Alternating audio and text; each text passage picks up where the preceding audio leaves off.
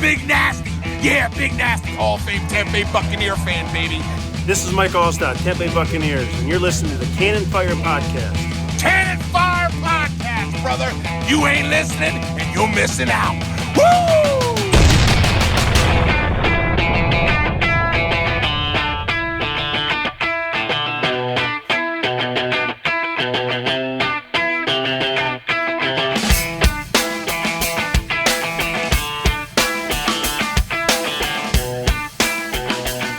Welcome, ladies and gentlemen, to the first episode of CFP for 2020. It's been a long time since we talked to you guys together.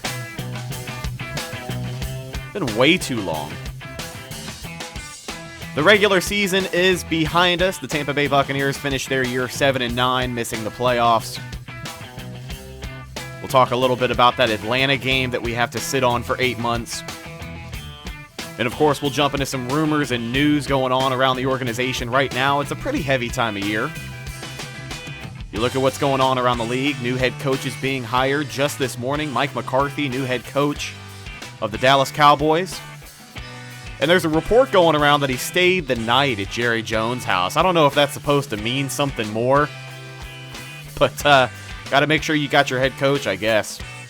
Ron Rivera, the Carolina Panthers, now coaching in Washington. Hopefully he can help out over there. As much as I hated playing Ron Rivera twice a year, he's a hell of a coach, and I hope he can do something good with Washington.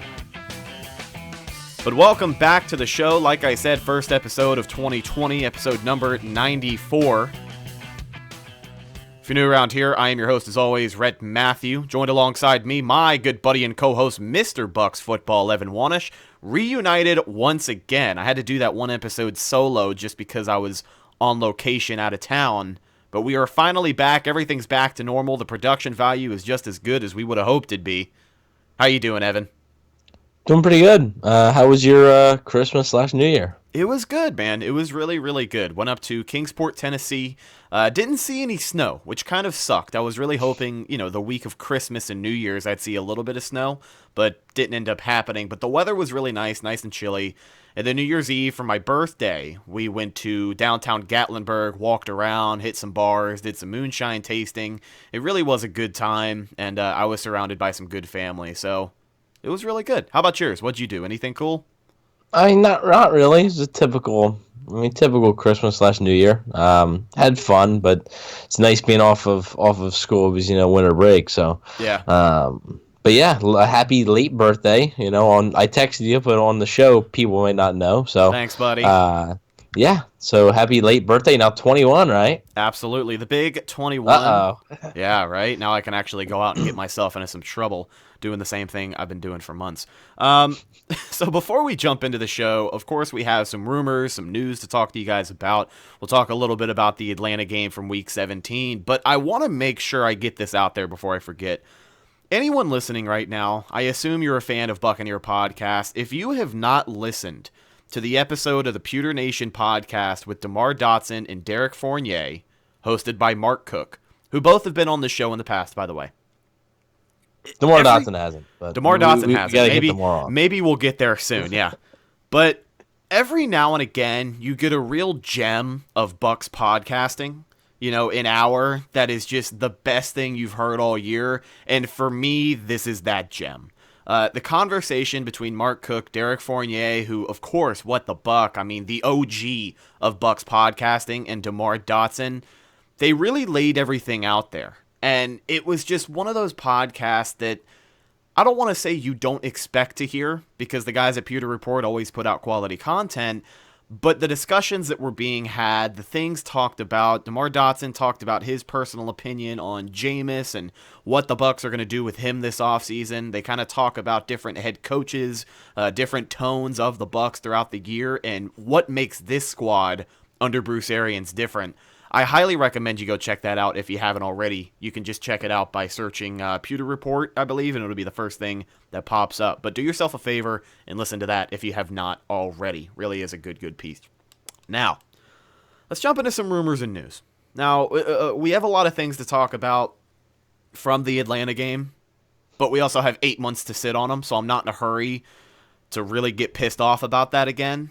because let's be honest, Bucs fans, we were not happy with the way that the season ended, and I want to wait to get pissed off this year. I want to open 2020 with some good conversation and maybe a glimpse of things yet to come. So let's jump into some rumors that we have for you guys. First and foremost, I think the new uniform rumor is hotter than it has ever been at this point. And I was on the fence. I told myself I wasn't going to believe an ounce of anything until I heard it from the horse's mouth.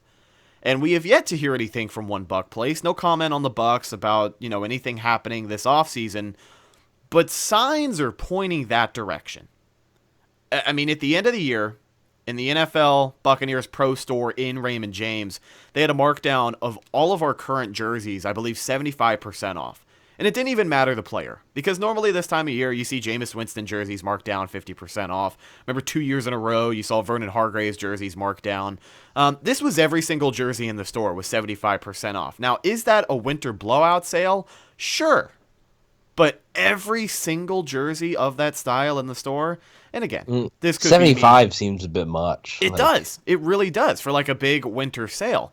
And then on top of that, not only are the sales going on, but there's just been a lot of people very, very adamant that this change is coming.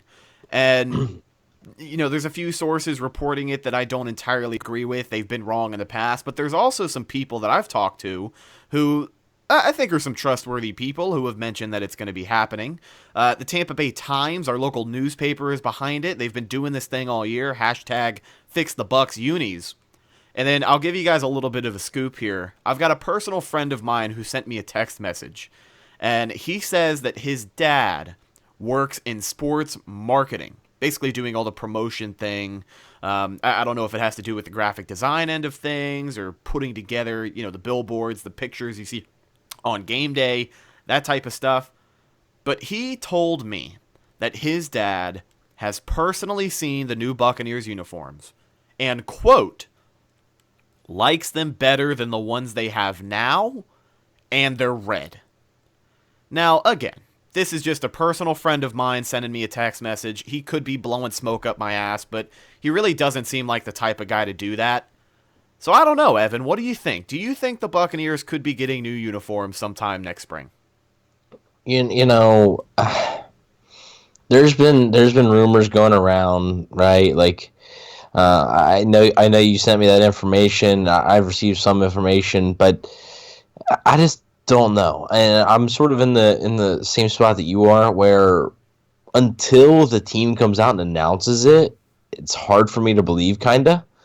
Like the Rams CEO came out and announced that, they're going to be getting new uniforms and a new logo. Well, they announced that they were getting those like 4 years ago. Like I remember I was in high school and I remember reading that they are going to be getting new uniforms and a new logo in 2020, but they have to play out the rest of their current contract with the uniforms or something like that. Well, yeah, because each uniform is about 4 years. Yeah. So you have to wear, once you change uniforms, you have to wear them for 4 years. That's just the rule. Yeah. So the Buccaneers have now worn them for what, 5 years? Yeah. No, 6. 2014 was the first year in them. Yeah. So this was the 6th season of this was the 6th season of these uniforms. So the Buccaneers have had a chance to change them and they haven't. So it's possible. Right now, I still just don't know if it's real. Like I haven't heard. I've heard some rumblings, but I haven't heard enough to where I'm like, okay, this is actually something that's going to happen. Right. I do think that I think the uniforms aren't as bad as people say they are. I think it is about time for an upgrade, though. Let's be honest here. Fix the numbers. I'll be happy. That's all I need. I mean, honestly, there's been a few mock-up designs going around and stuff, and a lot of those are cool. I like a lot of those. So, I mean, if they were to roll with one of those, or like you see in the background here, like Garrett Blunt one there, sort of go like a throwback kind of, just go back to what that's what Jacksonville just did, right? If they went back, don't fix it. Yeah, they went back to what they had before. That was fine. You can keep that uniform, have that red one, have the white one, and then just add an alternate jersey, and it looks fine. It looks good. Now, maybe touch up the red a little bit to maybe keep the helmet. I would keep the helmet. Yeah, I think the logo and the helmet looks really good. I really like it. Those are the two things I would personally keep. But we'll see. Time will tell. And obviously, I think within like you're gonna find out like soon. Like it'll be within like the next month. Like if there's no announcement by like late February, I don't think they're getting them. Yeah, no, I think you're right as well. And guys, we open the show, we talk about uniform rumors, just to remind you that it is officially the offseason, and it's our favorite time of year going over any and all rumors that spread in the Bucs community. But yeah, big question mark for new uniforms. I'm on the fence. I'm kind of leaning towards the side of I think it's going to happen, only because of the quote-unquote evidence presented forth. But you never know. We have to see what happens. But if the Bucs do make an announcement, just like you said, Evan, expect it within a month or two. They're not going to leave us hanging for that long. Now, we've got some other news that we've got to go over. Some exciting news. Some news that we hear this time every single year. 7 years in a row, actually. Number 47, John Lynch, has been named a Hall of Fame finalist for the 7th year in a row. Can you believe that? Somebody mentioned to me, it feels like that John Lynch is a finalist every single year, and then it just doesn't happen.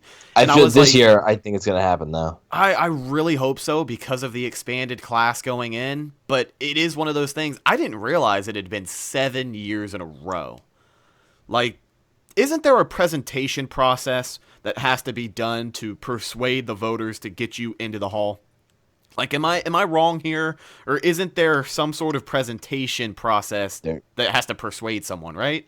Yes, there's a representative for just about each NFL team that does it. So. At this point, if John Lynch does not get in, do you bring into question the representative? Because, I mean, not only do you have John Lynch not getting in for the 7th year in a row, but you got Rondé Barber, who wasn't even a finalist this year.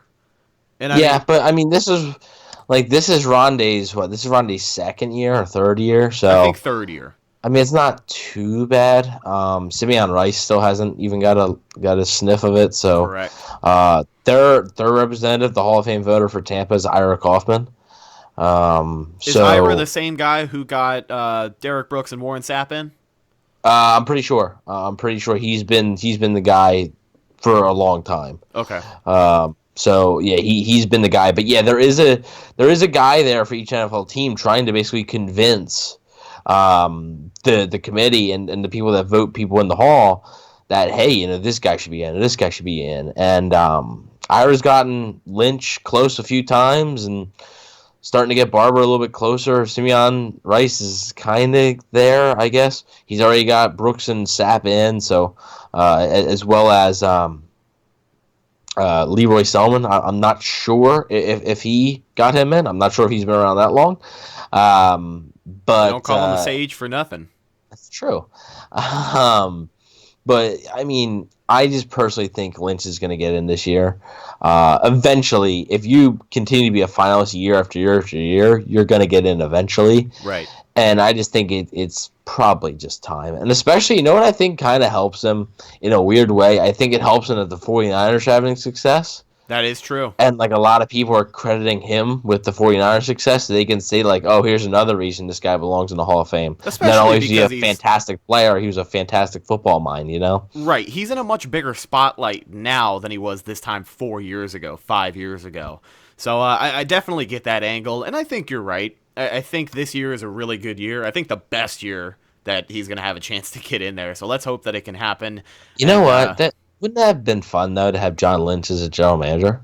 I think about it. That's one of those things that I think about every day. That hire came out of the blue, right? Just the 49ers are hiring a guy that was a broadcaster to be a GM. What? We talked about this on the show before. We have no doubts that if the Buccaneers had reached out to Lynch before that position in San Francisco happened, he would have dropped everything to come be a general manager for Tampa Bay. You already know he would have. I mean, am I not wrong? I mean, I think you're probably right. I mean, I think it's the same. It's one of the same reasons that John Gruden was considering a return to Tampa. I mean, it's one of the reasons I think that if they reached out to Derek Brooks or something for a final position, he'd consider it. In a heartbeat. I mean, they're just, Tampa, especially when you win a Super Bowl in a place. That's the biggest thing. If they didn't win a Super Bowl, it'd be different. But when you win a Super Bowl, your name is connected with that Super Bowl and connected with that team. Absolutely. You're a franchise legend. John Gruden, his only Super Bowl came with the Buccaneers. He still has a house in Tampa. His family still lives in Tampa. Yep. That's why he considered coming to the Buccaneers. Derek Brooks. I mean, even Tony Dungy still has a house in Tampa. He didn't win a Super Bowl. Right? Dungy loves Tampa. Dungy does a lot of community stuff in Tampa, a lot of his charities and things that he does based out of Tampa. Vincent Jackson does too now. He does like real estate, doesn't he? Yeah, he does something. See, look, we're talking about Vincent Jackson real estate. That's how you know it's the offseason. We actually had Vincent Jackson in the radio station that I worked at not too long ago come in and talk about some of the things that he's been doing lately. And you didn't land him on the show? Right? I wish I could have, but he had two guys walking with him on the way out, and I really just didn't want to be that guy to stop him from getting where he had to go. He was a huge dude.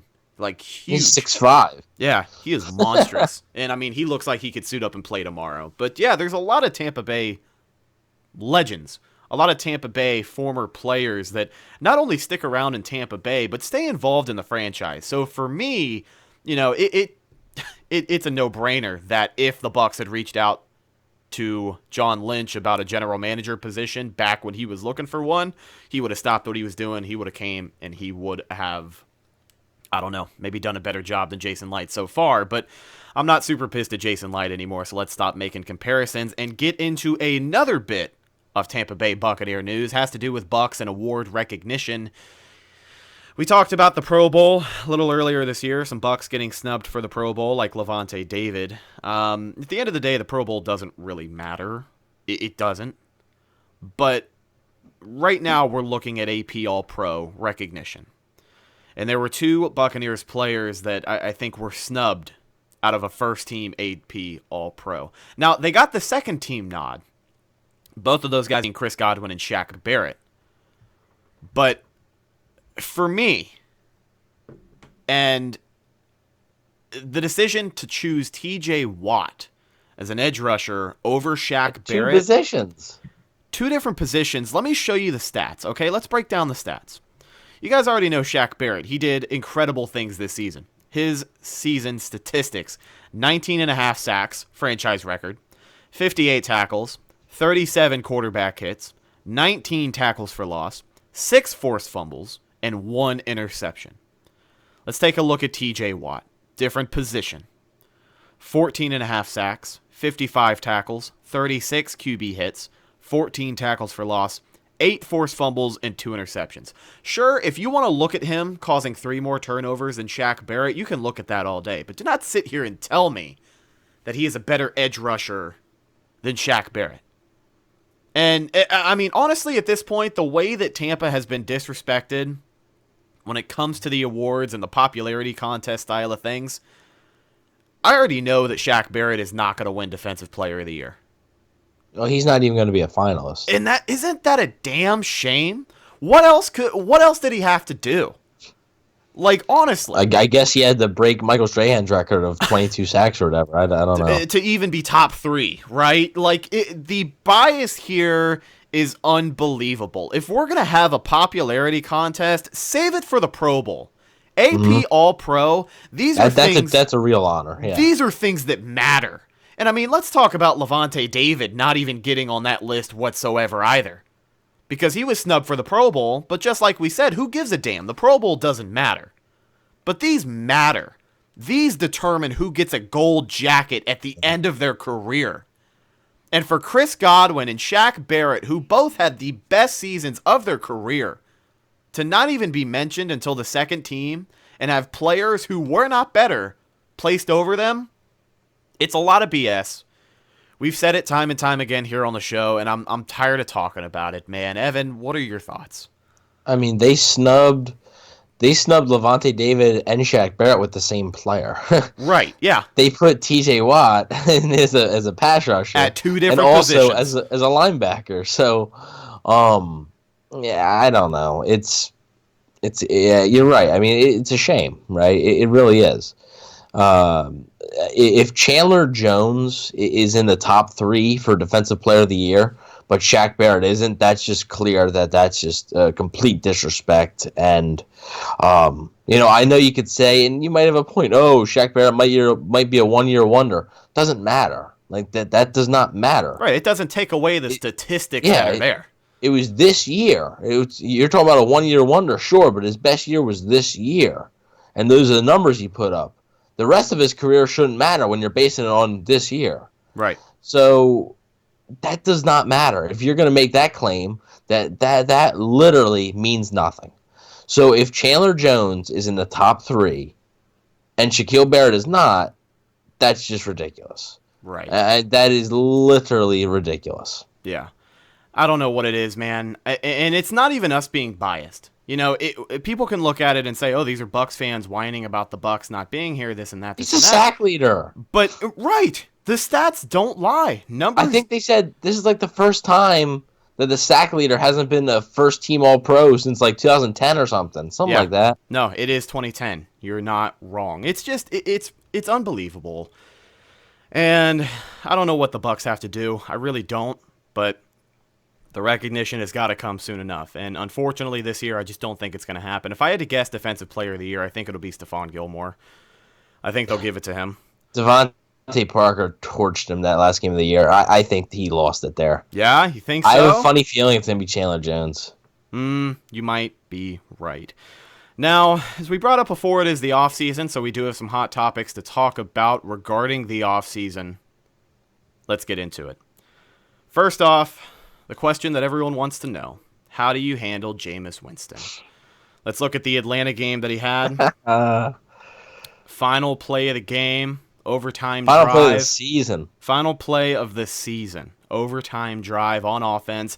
And that's something as well. Buccaneers got the ball on offense on overtime. Something that they didn't do against Seattle when I thought they would win against Seattle if they got the ball. They get the ball. Head out there. First play from scrimmage. Pick 6. I got the notification on my phone of the final score before the play happened. So I got up and I walked out of the room. I didn't see the play. I saw a replay of it from somebody's phone in the crowd, but I didn't see the TV broadcast play. I did not watch it. I was so pissed off. I had planned to go live that day on YouTube after the game and talk about it, take some questions, really bring a few things up. Just couldn't do it, man. I really couldn't. So, Jameis Winston, his season in total, 33 touchdowns, 30 interceptions. The first quarterback ever to reach the 30 for 30 club. Led the NFL in passing with 5,000-plus yards. Second place in touchdowns. First place in interceptions by 10 miles. What do you do with this guy in the offseason, Evan? Yeah, I'll tell you one thing. It would have been better if he just throws 3 straight incompletions, and then the Falcons score a touchdown on the first play on a long ball from Matt Ryan to Julio Jones. That was literally, or the Bucs just don't get it at all, right? They fumble on the kickoff and Atlanta returns it for a touchdown. Like, for Jameis Winston and the Buccaneers, that was the worst possible outcome. The worst way to end the season. Absolutely. If you ask Bruce Arians, or really any Bucs fan, or anybody like thinking like logically in the Bucs' favor, what is the worst possible way to end the season? Overtime, and Winston throws a pick 6 to get to the 30 for 30 club. He had 29 before that. That was 30. That was it. And I know that a lot of people say, well, if Matt Gay made his kick, sure, whatever. The fact of the matter is it still happened. Okay, it still happened. It did, and we can't shy away from that because he is in a position where even though Matt Gay did not make his kicks, he's got to lead them down the field and he's got to score. That's what a quarterback does, especially a franchise quarterback. But let me just throw this in there. Even with 29 interceptions, because I'm not going to say 30 because his 30th interception lost us the damn game. Even with 29 interceptions, Jameis Winston played well enough for this team to go 9-7 had Matt Gay made a few more kicks. And maybe let's bring into account the Tennessee game, the crappy call there. That's 10-6 with 29 interceptions. because we can focus on the interceptions, we can focus on the bad, but when it comes to how you're going to handle this guy with a lot of money at stake, you have to talk about the good. And the good is 33 interceptions and 5,000 plus yards, which not 33 touchdowns. 30, yeah, right? Jesus, 33 touchdowns and 5,000 plus yards, which was good enough to put us at 10-6. Had a few things fallen into place, which is insane to me. But it didn't. Like, it didn't. No, you're right. I know that Winston's team will probably bring that up. That hey, look, like Matt Gay makes a kick versus the Giants, they win that game.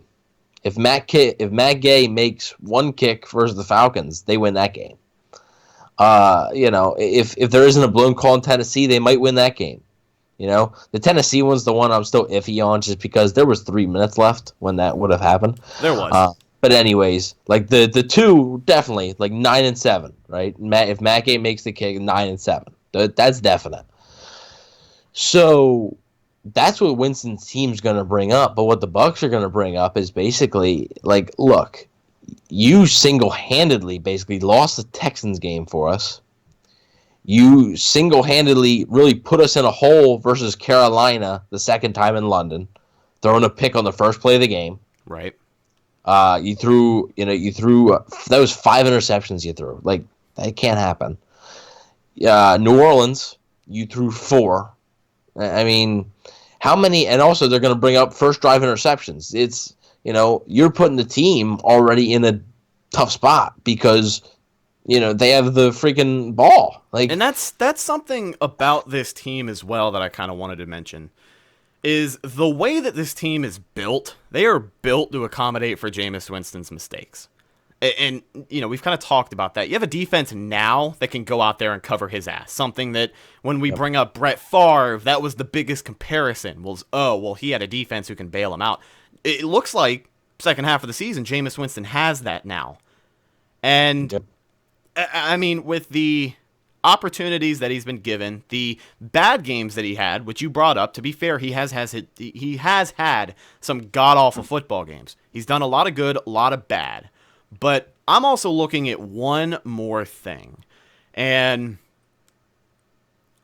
I still think that with his career-high interceptions thrown, I truly and honestly, the first year of quarterbacks in Bruce Arians' system, they throw a lot of interceptions. And I'm not saying that history is going to repeat itself, but Carson Palmer threw 22. I have a good feeling that history could repeat itself here. We talked about if Jameis Winston had 20 interceptions on the year, Bucs would be a playoff team. So I have to believe that there's going to be a buffer zone of what he's going to improve on, and interceptions could be that thing for the second year. I don't want to let this guy walk and take a chance that he goes to another team next year and throws 35 touchdowns and 18 interceptions, and that team goes 10-6 and is in the wild card weekend. I think with the way things are in Tampa right now, Bruce and his company made a lot of progress with this team, even though they were 7-9. And I think next year, I really just want Jameis to stick around, and I want to see what happens. He's the most exciting player in football. And I mean, for better or for worse, I want him on this team next year. What do you think? Oh, speaking of quarterback news, Tua Tagovailoa is entering the NFL draft. Wow. I really heard. Wow. I guess old Insider Leroy on Twitter got that one wrong. Woof woof. Wow. Anyways, I think the best option is probably to franchise tag him.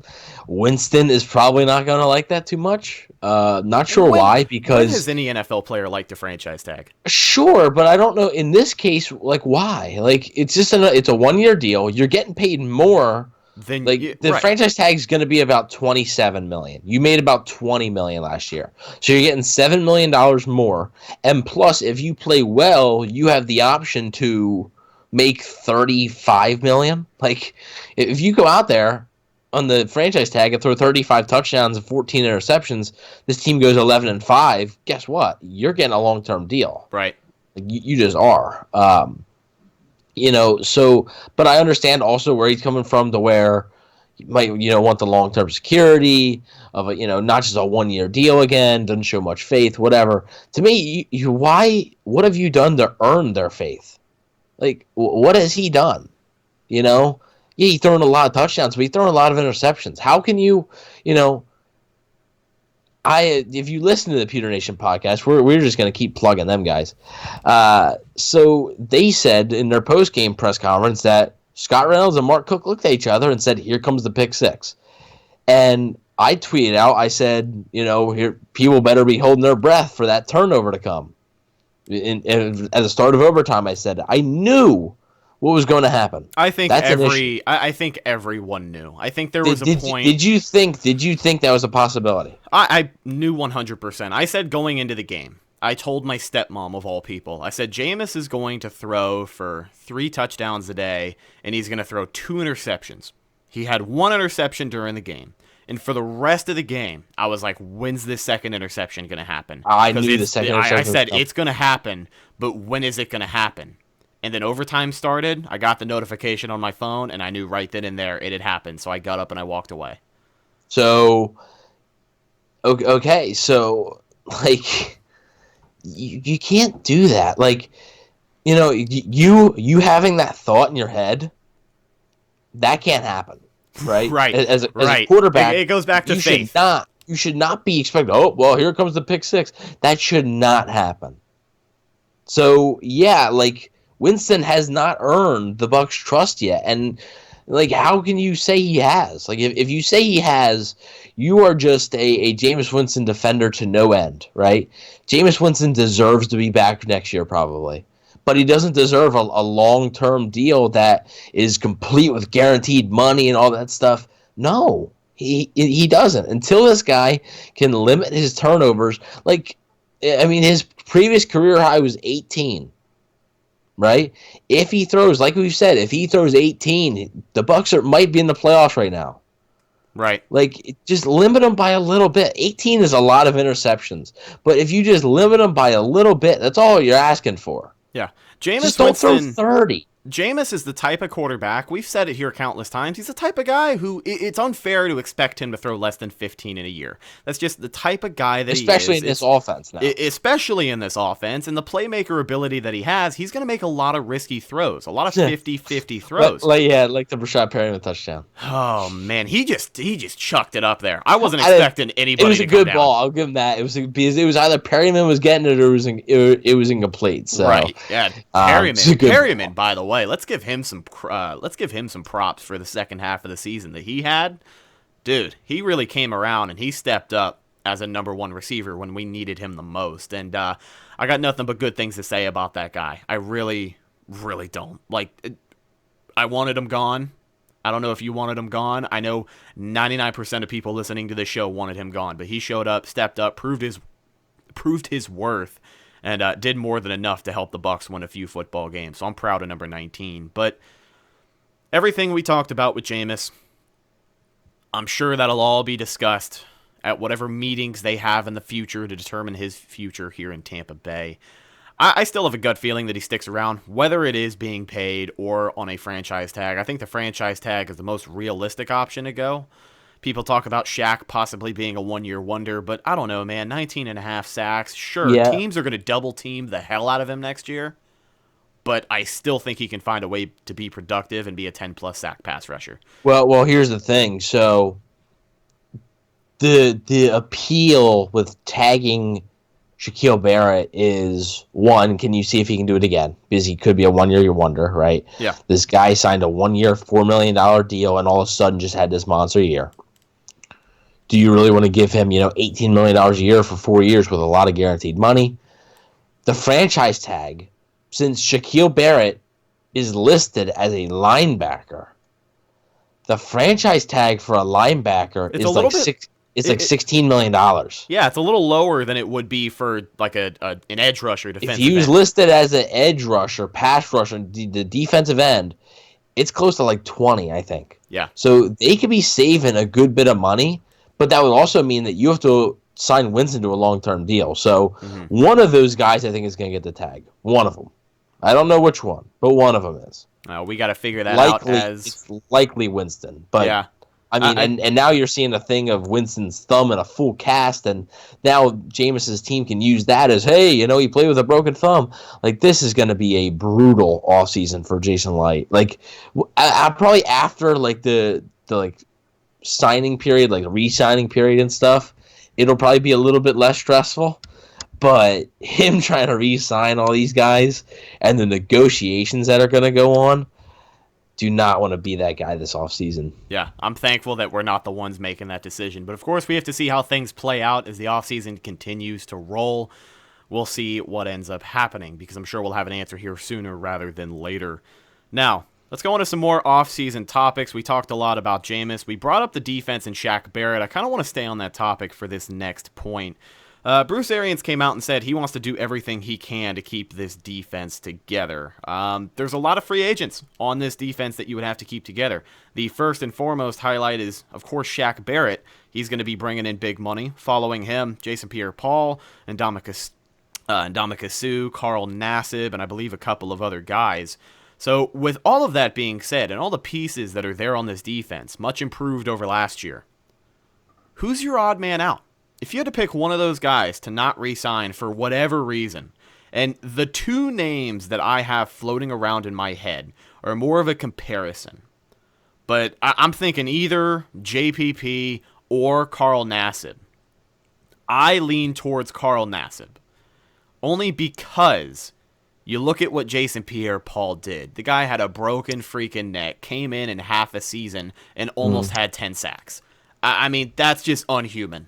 He is a very, very valued leader on this football team, and I would like him to stay in Tampa Bay for the rest of his career. Just turned 31 years old a few days ago, but I think he's got a lot left in the tank, and I think he could be fetching some impressive numbers this free agency. But who do you think is that odd man out? Well, before I say that, the Bucs might be kicking themselves a little bit because they reworked I can't speak. They reworked Jason Pierre-Paul's contract after the accident. So, like, technically, his original deal, he still had next year. Mm-hmm. But now he's a free agent, so it saves him a little bit of money now. I'm sure if you would have told, Jason Light that this guy's going to get nearly 10 sacks and not play all games, he would have said, okay, I'm not going to rework the contract. Right. The two guys that I keep looking at, and if I had to guess right now, I don't think either of these guys are back. Wow. Carl Nassib, I don't think Carl Nassib is back. The way Carl Nassib even talked in the press conference. He was interviewed after the game. He said, yeah, it was a fun year. We had missed a lot of opportunities, but it just seemed like he really wasn't optimistic about himself being back. Yeah. And then the Ndamukong Suh. I just don't. To me, Suh is more of a money thing. I don't know. They want to be active in free agency, and I don't know how active you can be if Ndamukong Suh's price isn't around like $6 million, $5 million. Right.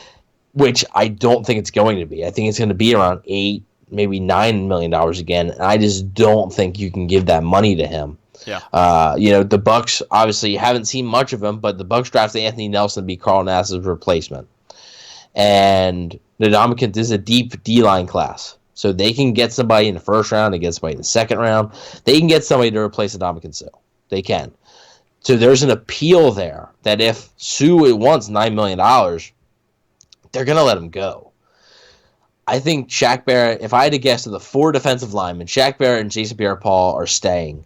Ndamukong Suh and Carl Nassib are gone. Just my gut.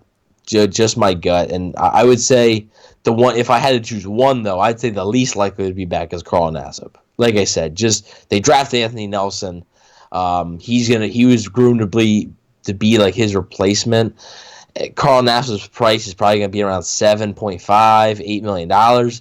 Don't know if you can give that money to him, especially if you want to do anything in free agency. So, And just like I said, the way he was talking, it just sort of seemed like he wasn't 100% positive he's going to be back. So I personally think he's gonna end up going. Yeah, I'm with you on the sense that I do think Nassib ends up being the odd man out. I don't know. I feel a little bit different about JPP. I think it is more likely that he's back. Of course, we have to see what the money situation is. I think JPP's back. I don't think Sue's back. Okay, yeah, my bad. I think the team wants Sue back. Yeah. But I just don't know what Sue's price tag is. Absolutely. Like I said, if his price tag is $8 to $9 million, I just don't know how you bring him back. Like it's got to be $5 to $6, $7 million at the most. And let's look at Sue for a minute. Let's kind of talk about his year in Tampa, because production was a concern at the beginning of the year. You know, how he's going to compare to the other 93 that was here, because that was the main narrative, was which one's going to pay off a little bit more. I like Sue. I like him as a player.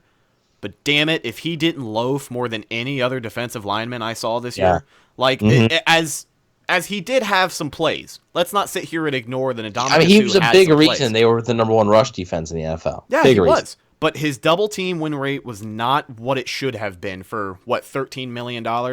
And no, they only paid him $9 million. Okay, $9 million. I apologize. But still, paying that guy $9 million again is a mistake. But you look at the stats that he put up, and the combo of, taking plays off, which was blatant more weeks than not. As much as I like the guy, as much as we can put the blame on him for the tone of this defensive line, I think you are right. I think bringing him back for anything more than $6 or maybe $7 million is just not the route the Bucs should take, because I offer him 1 year, 6.5. 1 year, 6.5. If you decline it, oh well, see ya. Absolutely, because you are right. The defensive line in the draft, like, it's a deep class. You can get you can get a stud pretty much anywhere in the first round. I think at 14, the Bucs could be picking a stud at the interior defensive line if they go that. Javon Kinlaw is a name to watch. Absolutely. South Carolina. He'd be a pretty good fit next to Vita Vea there. Absolutely. So, of course, you have to see how the money plays out, but I think you're on the right track there with Sue. Just, I don't know. He was what we wanted him to be, but at the same time, he wasn't everything we needed him to be, if that makes sense. Let's talk about one more thing in the offseason, and then we'll go ahead and wrap up and get out of here. A little bit of a shorter show today, not as much to talk about. So, John Franklin. I put a big, big asterisk next to this guy. We talked about him a little bit earlier in the season before the Atlanta game where he was used. We mentioned him and like Nick Fitzgerald in the same sentence. Taysom Hill? Nick Fitzgerald? Oh, yeah, right. So let's look at John Franklin. He's a former quarterback, last chance you guy. Last chance, yeah. Love that show. He got his first snap in the NFL against Atlanta on an end around, picked up a first down. They talked about his usefulness in practice, where before the Houston game he was mocking Deshaun Watson, and apparently did a damn good job of it. So the gears in my head started turning, and of course everybody in the NFL wants a player like Taysom Hill. Do you think John Franklin, if they get creative enough in camp, could be our utility guy? Could be. I like him. I do like too. Him a good bit. I do so here's too. the thing. He was signed as a cornerback. He practiced as a cornerback, and then right before the game, they listed him as a wide receiver. Right. So that's what happened. Like, he was playing cornerback, and then he ended up playing wide receiver. So the dude is super athletic.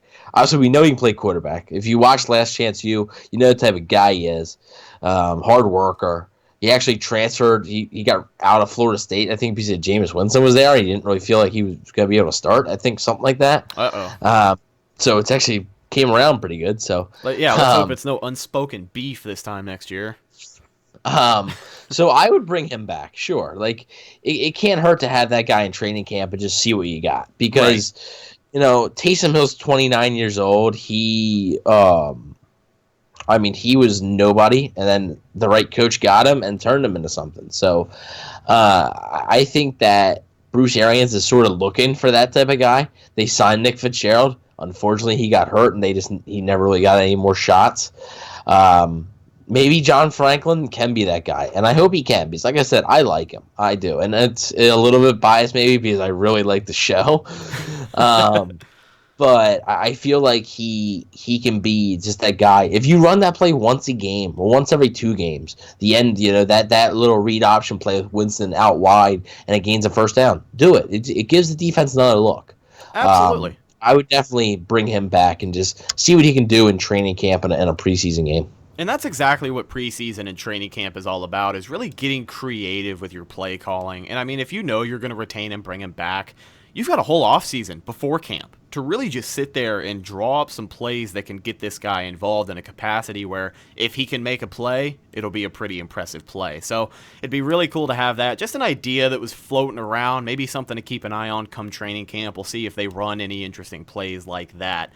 But that's all I've got to say about John Franklin III. But glad to have him on the team. Hopefully they find a way to use him.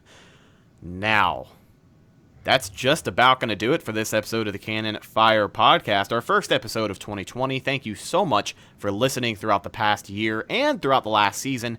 We know that things didn't end up the way that we had hoped with the Tampa Bay Buccaneers. While they were improved, no playoffs this year. Maybe. Well, let's. I'm gonna give myself a little pat on the back here. Okay. Go ahead. Hey, I picked the Bucs to go 7-9. So. I believe, didn't you say 8-8 or 9-7 or something like that? I think I was torn between 9-7 and 8-8, somewhere around there. Yeah, I had a funny feeling, but I will say, like, I expected myself to be wrong because I thought they were going to beat the Falcons. Even when they were down 10-0, I was like, they're going to win this game. As soon as Rashad Perryman caught that touchdown before halftime, I told myself that they were going to win that game. Yeah, well, as soon as I thought they were going to. Once Shaq Barrett got that sack on 3rd down, late in the 4th, and then they had that 4th down, I was like, okay, they're not going to get this, and that's it. But whatever. It is. Hey, it helps. Draft position, right? I don't want to hear it. Hey, I'm just saying, it's the offseason now, so what more do you have to hear about? So, ladies and gentlemen, we didn't jump into the season as a whole today because we are saving that for our season review episode. That'll be a big show that we have coming up soon. We'll maybe bring in some guests from other Buccaneers podcast platforms, things like that. We'll talk about the season as a whole, break down game by game, what was improved, what was not, and much, much more. So be on the lookout for that. And like I said before, that's just about going to do it for this episode of the Cannon Fire Podcast. Thank you so much for listening or watching with video on YouTube and, of course, BucsReport.com.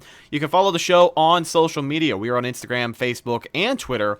All of those are at Cannon Fire Podcast, your number one place to get any and all updates on the show moving forward. Also, you can follow myself on Instagram and Twitter at Redicus, and then you can follow my co-host on Instagram and Twitter at BucsWave and Evan at EvanNFL on Twitter if you want to see him talk about baseball, hockey, basketball, and more. Maybe he'll follow you back. I don't know about that one.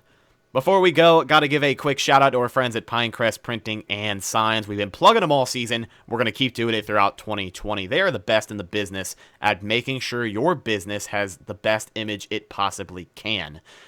These guys handle anything. They can do stickers. They do apparel, which you've seen for sale here from us at CFP. And they do plenty of other things. You want to really kick it up a notch? They've got vehicle wraps, man. You can do a whole vehicle wrap, whatever you want. They're going to make sure that it happens for you. They've got an incredible team over there. Very, very hardworking. Shout out to RJ and them. They've been helping out the Tampa Bay business community since 2001. Can you believe that? Since before the Bucs won their last Super Bowl. That's incredible. That really is incredible. You can give them a call at 813-684-5444 or check out the website at pinecrestprinting.com.